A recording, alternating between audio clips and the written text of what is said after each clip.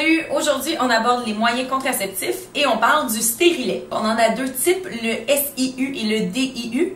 Donc, le premier, c'est le système intra-utérin, qui est en fait le stérilet qui contient du lévonorgestrel. Alors, c'est une méthode hormonale, donc les hormones vont être libérées à tous les jours de façon continue pendant une période d'environ 5 ans.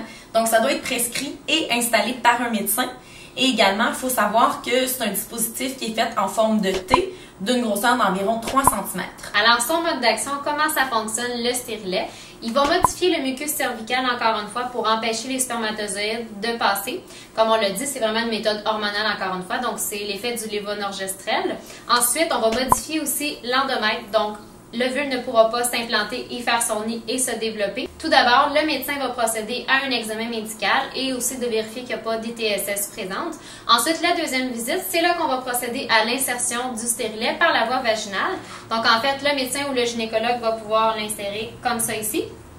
Ensuite, on va laisser tout simplement le stérilet en place. Et c'est bien important aussi de dire que le dispositif qu'on voit ici, c'est vraiment juste pour l'insertion, donc ça sert au médecin. Le stérilet va être laissé en place comme ça et on va couper les fils. Donc, c'est vraiment le médecin qui va pouvoir couper les fils et le laisser en place.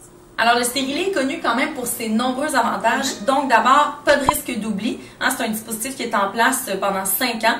Donc, ça libère des hormones, comme on l'a dit, quotidiennement. Et comme c'est d'une durée prolongée, les hormones sont moins fortes. Donc, souvent, il y a moins d'effets indésirables qui sont associés. Également, le retour à la fertilité est très rapide une fois qu'on l'enlève. Et aussi, ça peut être utilisé pendant l'allaitement.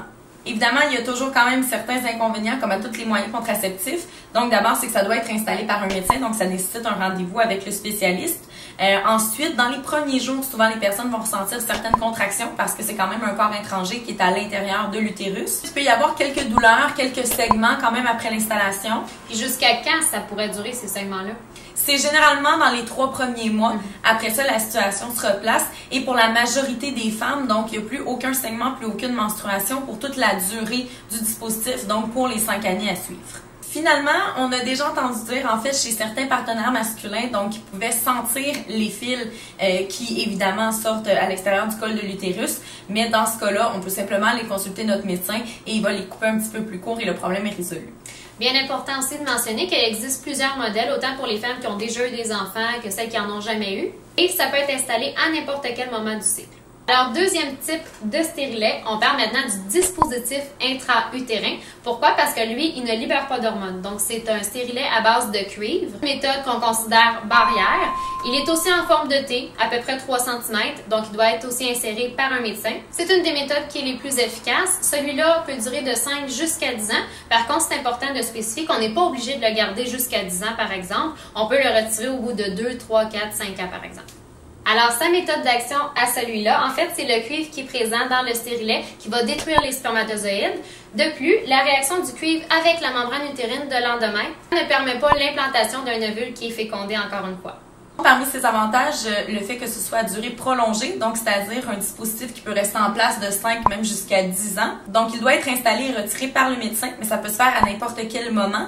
Également, l'avantage du dispositif en cuivre, c'est que celui-ci n'a pas d'effet lié aux hormones. Alors, comme il n'y a pas d'hormones à l'intérieur, pour les personnes pour qui ça ne fonctionne pas ou qui ne peuvent pas prendre d'hormones, ben, il n'y a aucun problème avec cette méthode-là. Et finalement, il n'y a pas de risque d'oubli, étant donné que c'est installé une seule fois et que c'est bon pour toute sa période d'utilisation. Alors, pour ce qui est des désavantages, le DIU est un petit peu plus cher que les autres moyens contraceptifs. Également, lorsqu'il est installé, ça peut entraîner des crampes, ça peut entraîner des saignements, des douleurs également. C'est généralement dans les premiers mois, mais quand même, on calcule chez certaines personnes 1 voire à 2 jours de plus de menstruation lors du cycle menstruel. Finalement, il faut calculer que comme c'est un corps étranger qui est à l'intérieur de l'utérus, ben ça peut entraîner des risques d'inflammation ou de rejet. Alors, c'est pas nécessairement une méthode qui va convenir à toutes les femmes. Pour ce qui est des contre-indications, évidemment, s'il y a des malformations au niveau de l'utérus, c'est peut-être déconseillé. S'il y a une grossesse en cours aussi, si on souffre de saignements de causes inconnues, le stérilet est peut-être pas la meilleure option à considérer. Et dans le cas du dispositif intra-utérin, si on a une allergie au cuivre, évidemment, on va peut-être essayer avec une autre option. La dernière chose que je me demandais, en fait, c'est, on entend souvent parler que le stérilet, ça peut pas convenir aux femmes qui sont jeunes ou aux femmes qui n'ont pas eu d'enfants, que ça peut avoir des effets à long terme. Est-ce que c'est vrai tout ça? Ben non, en fait, comme on l'a dit, il existe plusieurs sortes de stérilets qui sont disponibles autant les jeunes que les moins jeunes, les femmes qui ont eu des enfants, les femmes qui n'ont pas eu d'enfants. Donc, c'est pourquoi c'est important d'aller consulter son professionnel de la santé. Donc, restez avec nous encore cette semaine pour d'autres informations sur On s'explique ça.